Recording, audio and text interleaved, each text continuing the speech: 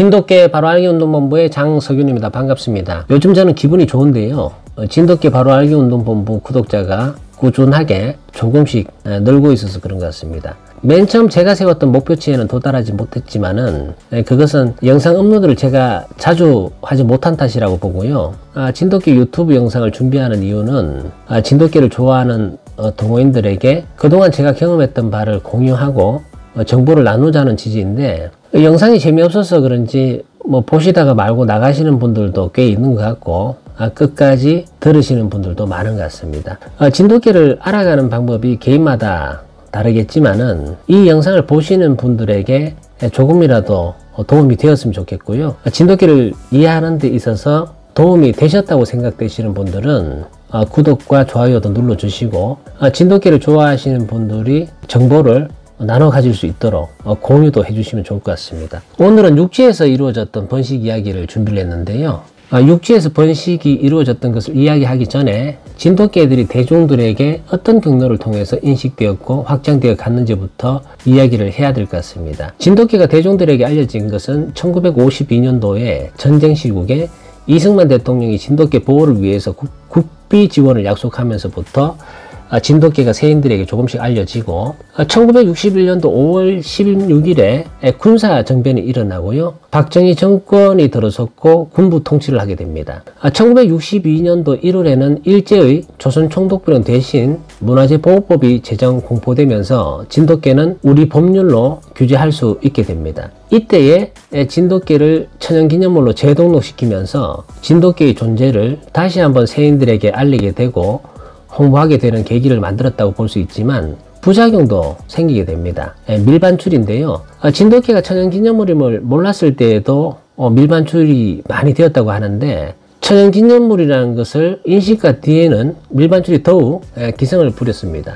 그 당시만 해도 밀반출을 진도섬에서 막기 위해서 보초를 세우기도 했지만은 당시만 해도 공권력이라는 게 무서웠기 때문에 군인, 경찰, 시장, 도지사 등의 권력으로 진돗개 따위를 데려오는 것은 그분들에게는 쉬운 일이었죠. 특히 군인들에게 진돗개 붐이 조성되었었는데요. 군인과 장교들 사이에서 진돗개 붐이 조성되었던 이유는 당시 군부 통치의 절대 권력자인 박정희 대통령이 진돗개를 키웠었는데, 지금도 검색해보면은 박정희 대통령과 진돗개가 함께 촬영된 사진이 있습니다. 실제 박정희 대통령이 진돗개를 좋아했던 것 같은데, 당시 경호실장이었던 차지철 씨가 박정희 대통령께서 키우시던 진돗개에게 몇 번 물릴 뻔도 하고 실제 직원이 물렸다고 해요. 그럼에도 불구하고 그 개를 계속 키웠다고 합니다.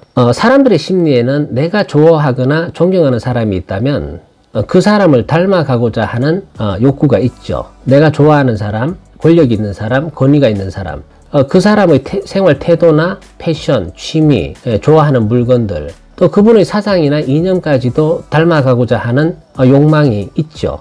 저는 그런 의미에서 군인들 사이에서 진돗개를 키우고자 하는 욕망이 컸다고 봅니다. 역사적 사례가 있습니다. 그 17세기, 18세기 때 유럽의 귀족들 사이에서 자신들의 부와 명예, 권력을 강조하고 차별화해서 자기의 존재를 과시하려고 특이한 개를 키우는 것이 유행이 되었었는데요. 이러한 현상이 귀족들과 지배계급으로 확장되면서 애견 문화의 시작을 알리게 됩니다.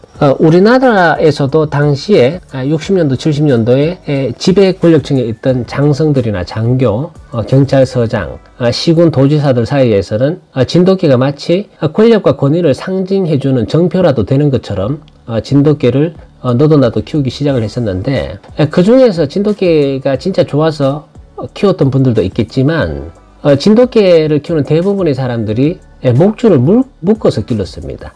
진돗개를 좋아하거나 진돗개를 보호하기 위해서라기보다는 다른 이유가 있었던 것은 분명한 것 같은데요. 왜냐하면 개를 좋아하는 사람이 목줄을 묶어 놓은 상태에서 내가 좋아하는 개가 거기서 먹고 자고 똥 싸도록 그렇게 내버려 두지가 않습니다. 제가 초등학교 들어가기 전이었는데요. 우리 집에는 금둥이라는 개가 살고 있었어요. 그게 역시 묶어서 길렀는데, 저는 그때 어린 나이였지만 묶여있는 개가 답답하고 불쌍해 보여서 목줄도 자주 풀어주고 산책을 자주 시켰던 그런 기억이 납니다. 제가 한 가지 재밌는 이야기를 해보면은 우리가 진돗개 하면 떠오르는 충성심, 복종성, 용맹성, 백전불굴의 투지와 같은 대표적인 특징들이 있는데, 자, 이러한 특징들을 군인들이 강조한 단어가 아닐까라는 생각을 해보게 되었습니다. 우리가 군인 정신하면 떠오르는 것이 충성심, 복종성, 용맹성입니다.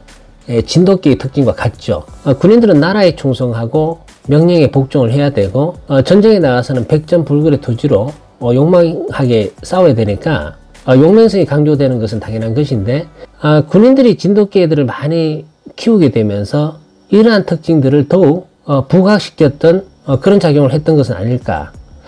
그리고 진돗개를 대중들에게 전파한 역할도 그 당시에 지배계급에 있던 사람들과 군인들이 일정 부분 담당했다고 생각합니다. 왜냐하면은 당시 경제인이나 권력층 외에 그 일반인들이나 서민들은 경제 5개년 개발 계획이다, 새마을 운동이다, 그리고 전쟁이 끝나고 우리나라 산업 기반 시설이라든지 주택이 한 40% 정도 파괴되고 사람도 많이 죽었고, 실제 굶어서 죽는 사람도 많고 거지도 많았던 그런 시절이어서 먹고 살기도 바쁜데 취미생활로 개를 보살피면서 키운다는 것은 사치스러운 일이었어요.